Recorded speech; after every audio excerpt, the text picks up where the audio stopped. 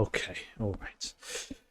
As a true cultural capital and global centre for the Middle East, Qatar welcomes everyone of all lifestyles into its always sunny climate, bringing together old world hospitality with cosmopolitan sophistication. The FIFA World Cup 2022 in Qatar promises to be the biggest, the brightest, and the most exciting edition of the illustrious competition yet. Okay, am I done? Is that okay? I'm not doing another take. No, I'm not doing it. That's fine, right? We got it. We got it. We're done. Give me the money.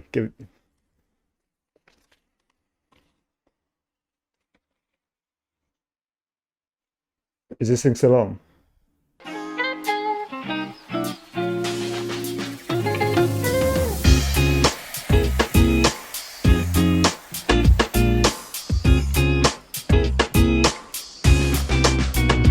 As I start writing the script for this month, the official FIFA website features a countdown to Qatar section with a clock counting down to the kickoff between Qatar and Ecuador in just 33 days, 19 hours and 2 minutes. We of course will be much closer than that come the release of this video. I don't know about anyone else, but the decision to award the tournament to Qatar back on the 2nd of December 2010 feels like an absolute lifetime ago. 12 years ago, a World Cup in Qatar felt like a bad dream, an unrealistic, abhorrent, thoughtless decision that would never be allowed to go ahead anyway. Everyone knew it was dumb, everyone knew it was wrong, but everyone also knew that it was 12 whole years away. Qatar has won the 2022 World Cup bid. How silly. Surely they'll take it away from them at some point. I've heard Australia want it. England could host it on a short notice. It won't actually happen in Qatar, right? Well, here we are 12 years later on the cusp of a World Cup set to truly be like no other.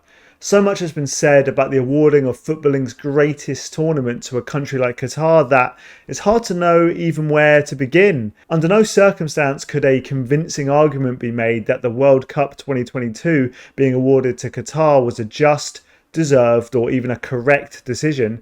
But it's the decision that FIFA have made. We're now 12 years on, and the footballing world is reeling as it tries to deal with the fallout. The world does not feel ready for a World Cup in Qatar, but is Qatar even ready to host the world? To truly understand the undertaking of the situation, let's break down each part of what goes into hosting a tournament like the World Cup and why a country would even want to host one. For now, let's just look at Qatar as a nation and their infrastructure available to host one of the biggest sporting events in the world. This means parking anything to do with the country's human rights record and culture, but obviously, don't worry, we'll get to those. Qatar has seen a dramatic increase in its population from the year 2000 onwards, rising from around 600,000 people in the year 2000 to 1.9 million when FIFA awarded the nation the tournament in 2010. Qatar's extreme wealth of petroleum and natural gas resources, which account for more than 70% of the government's revenue, has facilitated a desperate and effective socio-economic push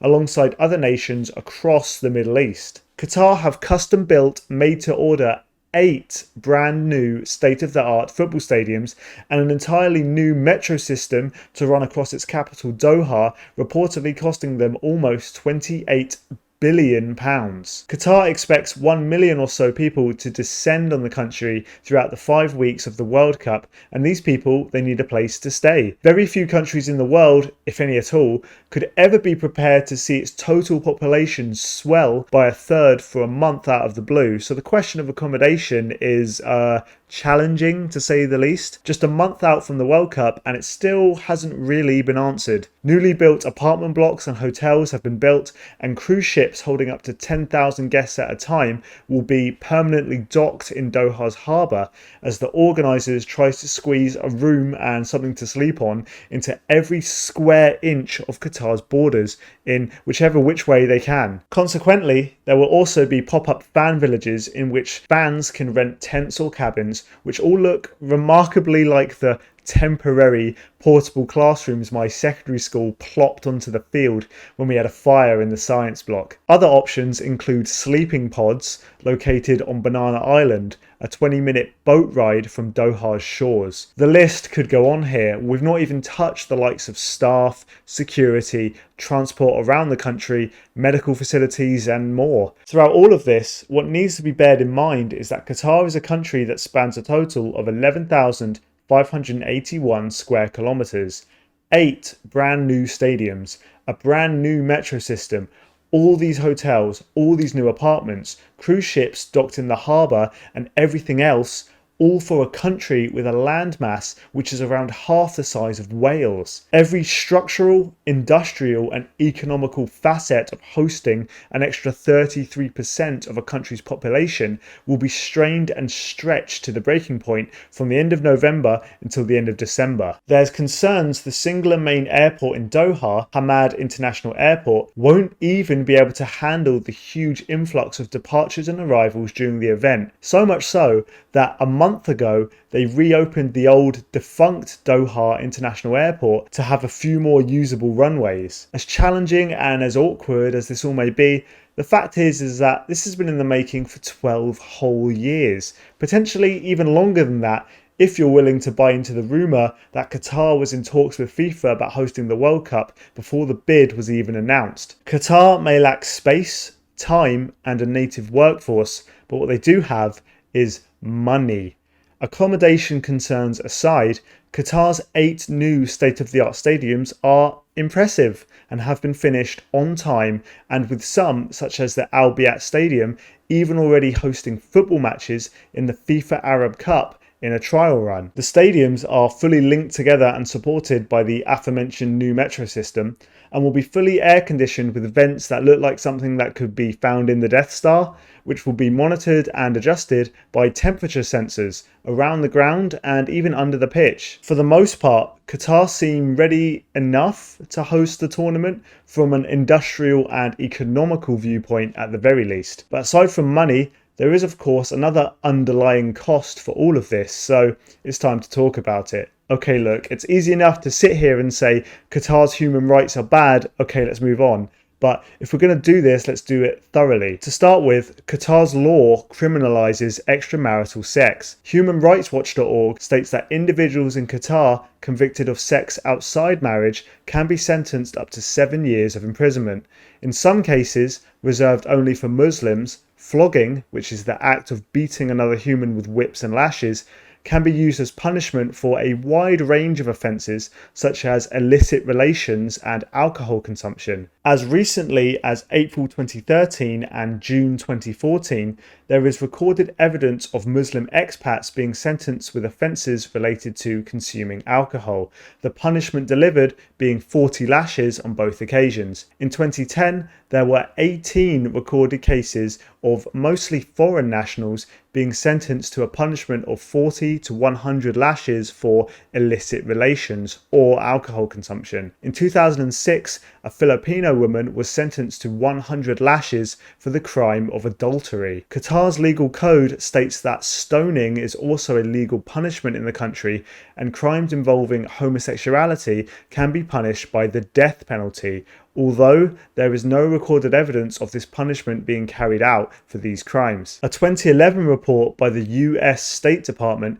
concluded that some expat workers who had voluntarily migrated to Qatar for work purposes subsequently faced conditions akin to modern-day slavery. Some of the more common labour rights violations include beatings, withholding of payment, and restriction on freedom of movement, such as recorded evidence of employers confiscating the passports of their workers. So yeah, not great, it's safe to say. In my research here, I've tried to find examples of investigations and reports taken in and around the time FIFA awarded Qatar the World Cup. And while we're here, it's unfortunately also time to talk about worker deaths as a direct result of the push to get Qatar ready for World Cup 2022. Estimating worker deaths over the last 12 years of ongoing construction is an extremely difficult goal to achieve. These sort of stats aren't exactly posted online for the world to see, and what even counts as a death specifically due to work can be highly debated. If a worker is killed directly on site of the construction of a football stadium, well, then it's hard to argue that that shouldn't count towards the final death count. But what if a worker is killed on the road to or from work? It's clearly the death of a worker, but can we or should we attribute that cause of death specifically towards the World Cup? Each embassy has its own definitions and guidelines on what actually counts as a death directly caused by the FIFA World Cup, so there's a lot of grey area surrounding the numbers. A Guardian article published on the 23rd of Feb 2021 revealed that, by their findings, 6,500 migrant workers have died in Qatar since the World Cup was awarded back in 2010. This figure was produced by contacting the embassies of India, Pakistan, Nepal, Bangladesh and Sri Lanka to collate all the statistics into one overarching report. The article states that this number is likely to be even higher, as they couldn't obtain data from embassies such as the Philippines or Kenya, which are two nations who have sent large numbers of migrants to work for Qatar. On the other hand, the official Qatari number sits at 36 deaths as of 2020. This is based on several reports by the Workers' Welfare Progress Company. Of these 36 migrant deaths, only 3 are attributed to work-related causes, and this was even quoted by Gianni Infantino himself in Jan 2022. So this is basically what we're left with. Is it 3 deaths or 6,500? Even if the 6,500 could turn out to be an overestimate, it's increasingly hard to believe the official count of 3 by the Qatari government and FIFA. The discrepancies lie in the grey areas we were talking about previously. Of the 6,500 figure produced by The Guardian, 80% of the deaths of Indian migrants have been listed as natural causes, with 10% in road accidents, 6% in suicides, and 4% in workplace accidents making up the rest. Qatar doesn't count deaths from natural causes, such as heart attacks and respiratory failure, as work-related.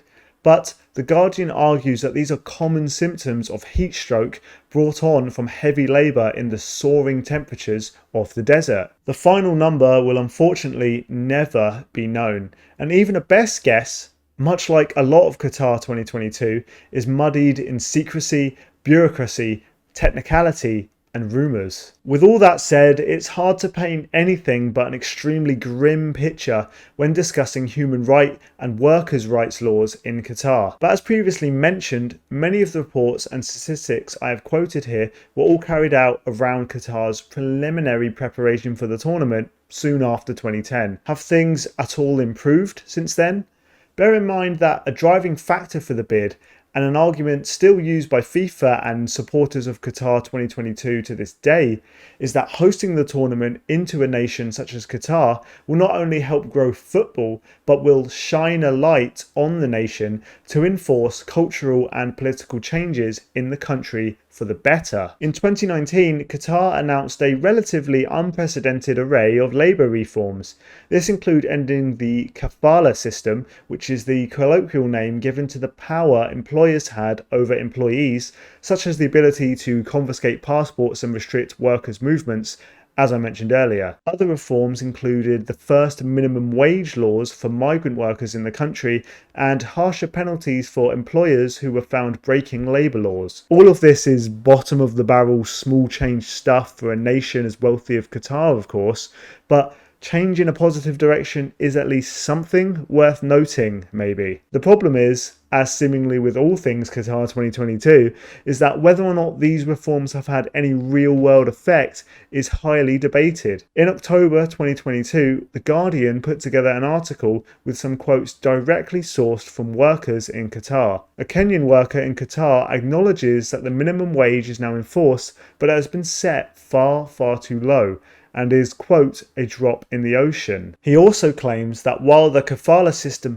has been officially abolished, large companies in the region still hold all the power and have effectively found ways to bypass the new reforms to restrict workers' rights anyway. On the other hand, a source from an internal labour organisation who commissioned a survey reaching around 1,000 low-wage workers in Qatar found that 86% of the respondents felt that the labour reforms in 2019 had positively affected their lives. There is a sense here from the many sources I've read for this video that there is a distinction between the reforms being put into legislation and the reforms being put into actual practice. Legislative labour reforms may be a small and slight glimmer of positivity for potential change in the country, but how or even if they are put correctly into practice is at best up for debate. For the few prominent voices out there who are in full support of the World Cup taking place in Qatar 2022,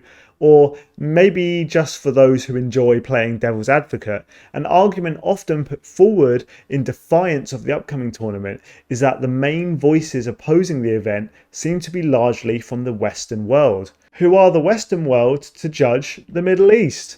When our nations have evolved and thrived on large-scale human rights atrocities in the past. Even as I write this, there has been criticism towards Jurgen Klopp's recent comments about Manchester City's UAE ownership, which have been labelled as potentially xenophobic. You could argue, if we look across Europe, we can see a whole range of nations that have built their economies and their wealth on colonialism, the abuse of workers, and crimes against human rights. Maybe there is a point here. It of course must be acknowledged that human rights abuses still continue to this day in countries all across the West. But whataboutism cannot be used as an excuse to not criticise another nation's criminal practices in regards to human rights. If Qatar had gone through many of the progressive cultural and economic reforms that not all, but many places in the Western world have, we wouldn't even be sitting here discussing human rights.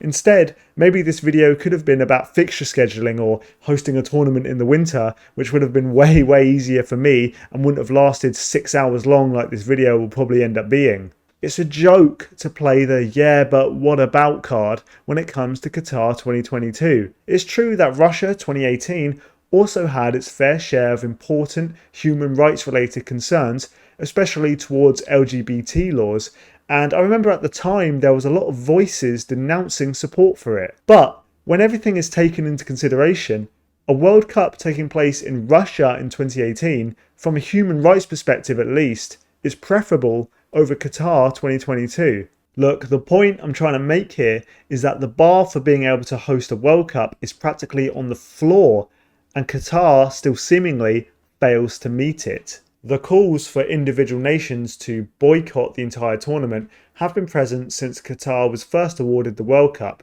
but for one reason or another that we'll touch on later, no serious injunction or boycott has ever come to be.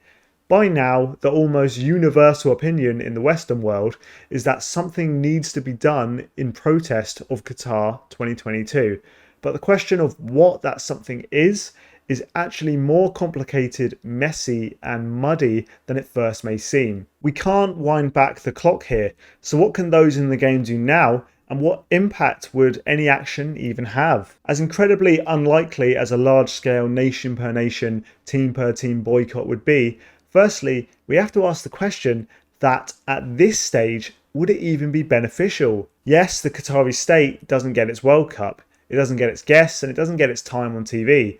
It would surely be set to lose millions of pounds in revenue, hospitality sales, sponsors and all of the rest, and it would hurt Qatar badly. But the more I think about it, the more I'd worry about a potential fallout of a last-minute cancellation of the World Cup ultimately falling onto the wrong shoulders. Back when Qatar was awarded the World Cup in 2010, it was blatantly obvious that this monstrous construction project would not be able to be fulfilled by workers who were born and live in Qatar, and it wouldn't even be close. Even as of now, in October 2022, Qatar nationals make up less than 15% of the total population. 85% of the state are people who have migrated to the nation in search of work and in search of a better life, either for themselves, their families back home, or both. 24% of the population are Indian nationals, and a further 11% are from the Philippines. Clearly, Qatar's meteoric rise in its economy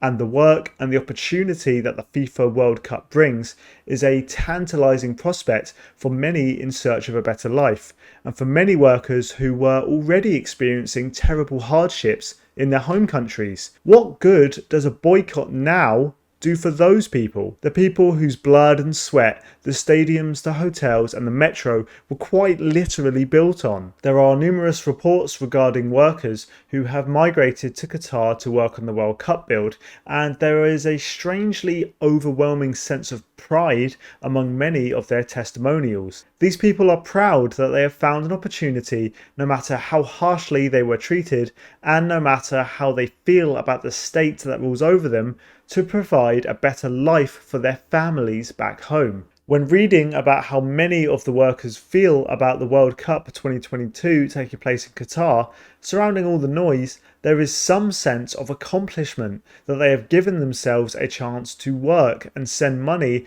somewhere back home. There is an argument here that a massive nationwide boycott to cancel the World Cup, unfortunately at this stage, may very well decimate the very people who, in many cases, quite literally risked their lives for this. A boycott at any stage after the first shovel was planted in the ground may badly affect the average worker in Qatar far more than the Qatari state. A sudden cancellation of all things World Cup would also coincide with a sudden devastating knock-on effect towards the desperate people who have taken the plunge to migrate to Qatar to work. This has been 12 years in the making and the stage is set. Who's to say what the Qatari state will even do with all these migrants in the country that they have found themselves with if the World Cup were to be suddenly cancelled at the final hurdle? A fair payout would be the very least of concerns when faced with the harsh reality of a furious Qatari state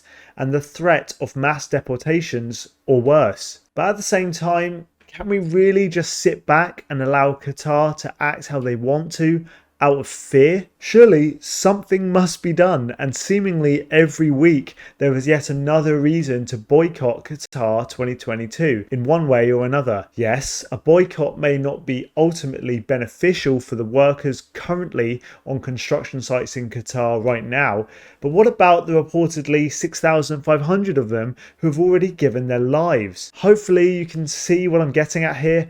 I just made the very argument against a full-scale boycott, only to turn around and see the situation in another light. Surely the footballing world cannot simply allow the Qatari state to get away with it all and all the reported atrocities that not only occur in their country, but have occurred directly because of the tournament, because they know that there is a fear of blowback that may occur. I believe that this is why we are now in this extremely uncomfortable half space of activism. England, Wales, France, Germany and 4 other European countries will wear One Love captain armbands complete with rainbow theming. Some other nations have taken other approaches along the same lines, such as Denmark's World Cup kit produced by Hummel, which will feature muted logos and branding in protest against Qatar. Although not by a government mandate, several French cities have taken it upon themselves to declare that they won't be setting up big screens or fan zones this year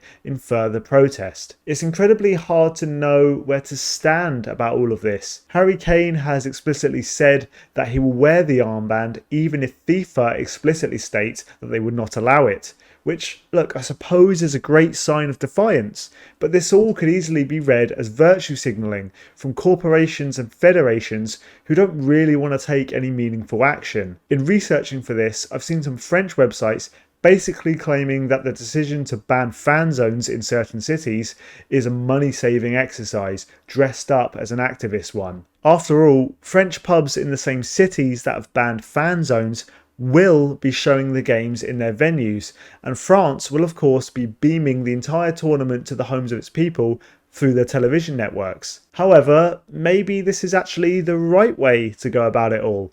As said, a full-scale boycott may or may not even be the most effective way to proceed anymore. Maybe gestures like these ride the line between disruptive enough to make people take notice and to make a statement, but not too disruptive to cause widespread, unpredictable fallout. Gareth Southgate has basically alluded to this when he was quoted as saying that there is not a lot more the team can do in regards to Qatar, and Harry Kane said something similar when he was quoted as saying that there was only, quote, so much the players can actually do, and that wearing an armband will have an impact. Of course, none of this went down well in the media, but even if this may be a bit controversial to say, I do feel for many of the players and teams who have found themselves in the firing line of FIFA's horrendous, despicable decision making. Come the World Cup, let's make no mistake about it, it's the players and the coaches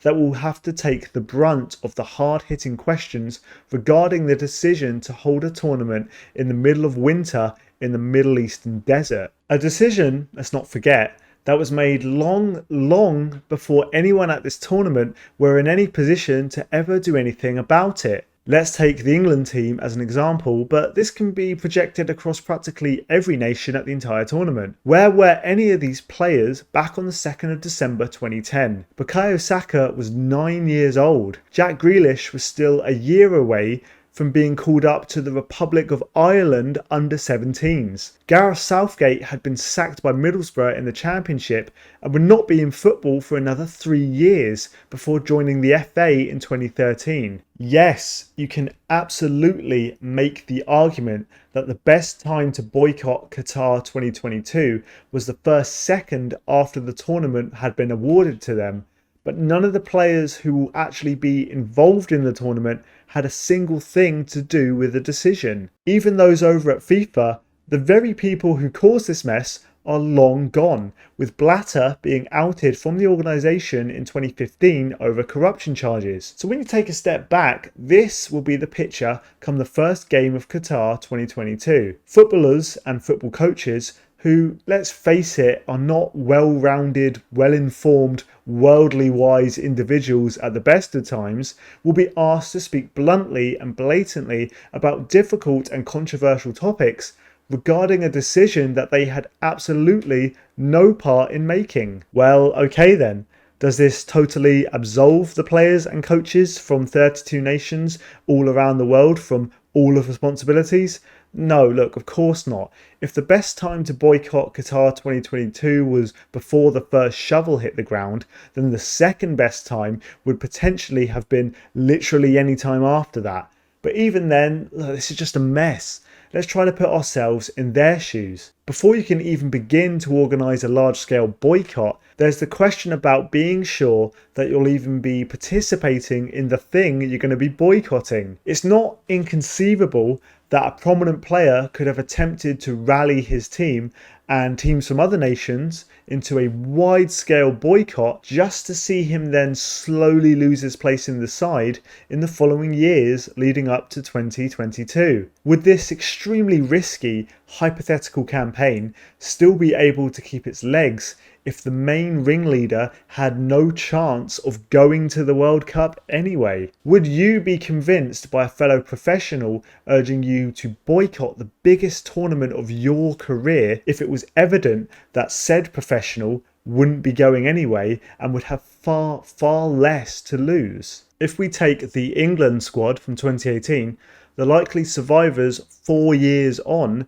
are Pickford, Pope, Walker if he's not injured, Dyer, Stones, Maguire, Henderson, Kane, Sterling, Trippier, Trent Alexander-Arnold and potentially Marcus Rashford. That's 12 out of 23 who make it to the tournament 4 years later. You can narrow this down further if we only count players who could be assured, as much as one could be, that they would be definitely going, and we're probably down to around Kane, Sterling, Stones and Maguire. When you factor in seniority and influence into the mix, what it basically narrows down to is Kane for the England team to be the one to lead one of the most controversial, risky and never before seen political power plays by a player in all of world football. Because, make no mistake about it, That's exactly what it would be. Remember, FIFA not only once awarded Qatar the 2022 World Cup, but even after there was the changing of the guard in 2015, after Blatter was outed, not once has new president of FIFA, Gianni Infantino, seriously considered the prospect of reversing the ruling.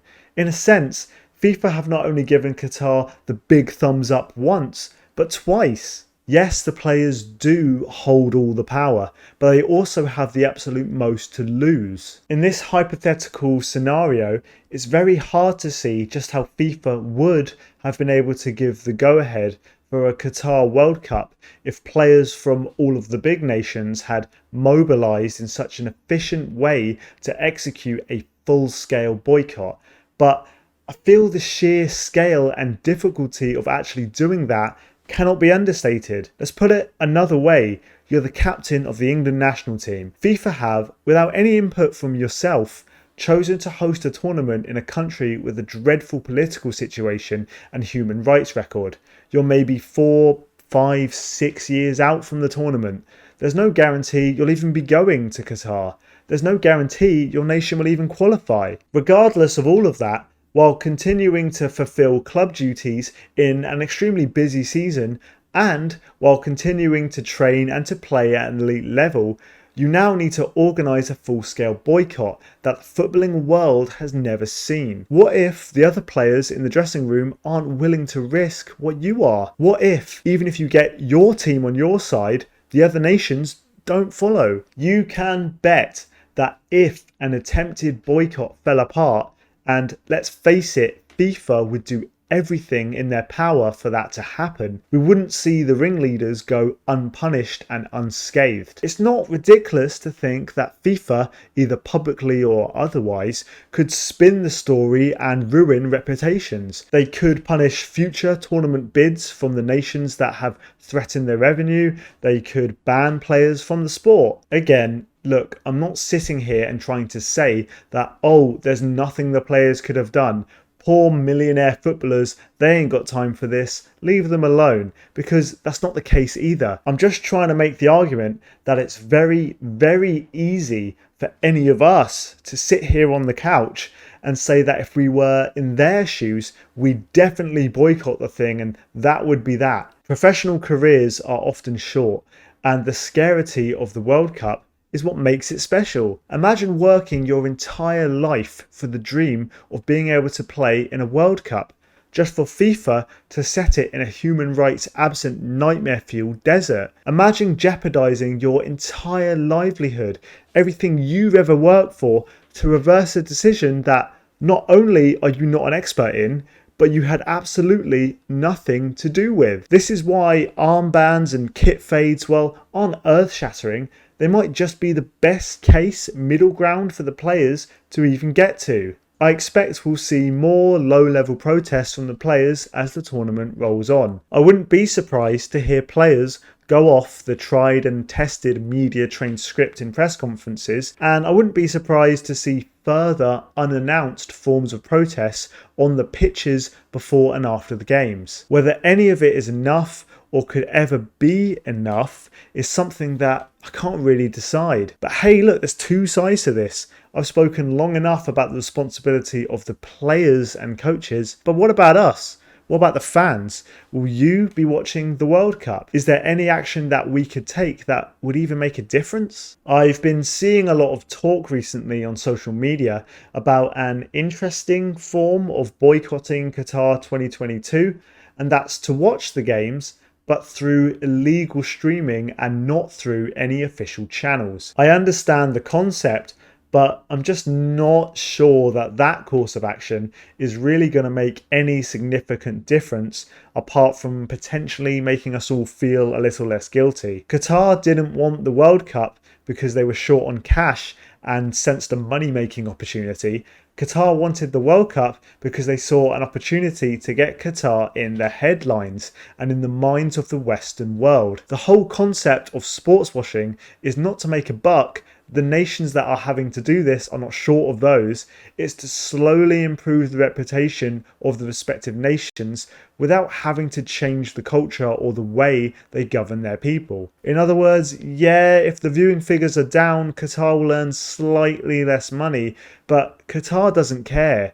It's not in this to break records on BBC iPlayer or even to sell tickets. It's in it to distract, cover up and slowly open its relations with the West. And whether you decide to watch the game on an illegal stream or not, Qatar hosting the World Cup is a success in what they're attempting to actually achieve. If this isn't obvious already, I'll sit here openly and say that I will be watching every single minute of Qatar 2022. It doesn't feel good or right to say that, but it's the honest answer. FIFA have weaponized the World Cup. FIFA are holding hostage one of the most sacred and legendary sporting events the world has ever seen. Life right now, it's a bit rubbish. It's rubbish. That's how I feel about my life anyway. I'll sit here and admit that I am not strong enough of a person to deprive myself even further of one of the few joys in my existence because of a decision made that is absolutely no fault of my own. Look, maybe I'm weak. If you're an avid international football lover and you won't be watching a minute of the World Cup, then I'm fine holding my hands up and admitting that you're a better person than me. But I can't escape an annoying, grating, maybe even self-centered feeling that I shouldn't have to make my life actively worse because FIFA made the brain-dead decision for the sake of a check. It's akin to the line boomers use when they say that younger generations should not buy coffee or brunch because they could be using that money to save for a house. Like, yeah, I could be richer if I cut all enjoyment at all from my miserable little life. But why should I even have to do that? I could spend hours and hours researching every single medical brand that tests on animals, every single clothing brand that uses sweatshops, every single packaging company that uses single-use plastics, every single courier that uses fossil fuels, every single restaurant that needlessly throws away food, every single publicly owned company that mistreats its workers. Of course, I'm anti-animal testing, I'm anti-sweatshop, I'm anti-worker mistreatment, and I'm definitely anti-Qatar 2022. But I'm also just a little guy. I'm just the consumer. I'm just a regular, everyday working man who just wants to watch the damn World Cup once every 4 years for some sense of escapism from the war in Ukraine, the cost of living crisis, global warming, and everything else that's going on in the world. And don't get me wrong, it feels awful to say that. I feel like I should be the better man here when it comes to this. But again, is there anything I can really do to make a tangible difference? It doesn't feel like it. As discussed, I'm not sure that not watching or watching through an illegal stream will really make any difference in the world anyway. There has been a gargantuan amount of conjecture about how Qatar 2022 will ultimately go, with many expecting it to be a complete and utter disaster. It's an understandable prediction to make. You just need to take one look at the clash of cultures between Western match-going football fans and the kind of things Qatar specifically restricts by law. But if you ask me, I see the World Cup mostly going off without a hitch. This is Qatar's big moment in the spotlight. The literal eyes of the world will be upon it for 4 weeks in the winter. Every penny spent on stadiums, on transport, on bribes, and on football have all been in the quest to smooth over and increase its reputation on the world stage. It's just 4 weeks. Qatar will behave itself for 4 weeks. The police will relax the laws and regulations. The state will smile and let things slide. It's inherently vital that Qatar is seen over the course of the tournament as a progressive, liberal, nice nation to the outside world. There is a precedent already set for this. A decade ago, Sol Campbell warned England fans to stay away from Euro 2012, set to take place in Ukraine and Poland, due to fears regarding the uptick in racially motivated attacks across these nations at that time. He even predicted that fans could be, quote, coming back in a coffin if they were to attend the tournament. Of course, hindsight is a funny thing, and Euro 2012 came and went with practically zero controversy. Off the pitch, anyway.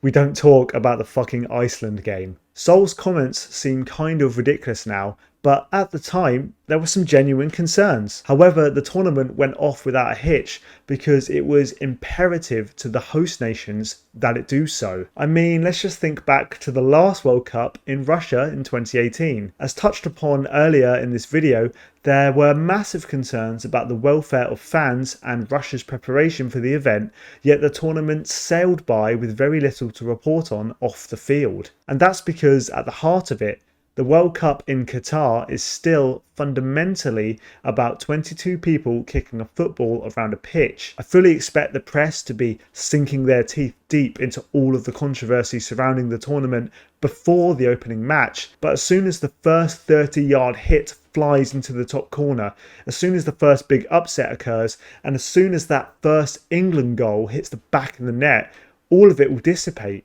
It will all become about the matches and the players and the beautiful game. Football will survive. And in all honesty, I don't think anything will really change. We can only hope that after the trophy is presented in the Lusail Stadium in Doha, the same thing cannot be said about Qatar.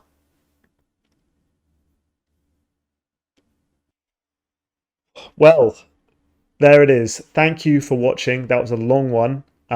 But we got through it, so thank you for that. Thinking ahead, the World Cup in 2026 we know is going to be in United States, Canada and Mexico in a three-way joint host. So that should be a little less controversial, hopefully, and we don't have to do this all over again in 4 years' time.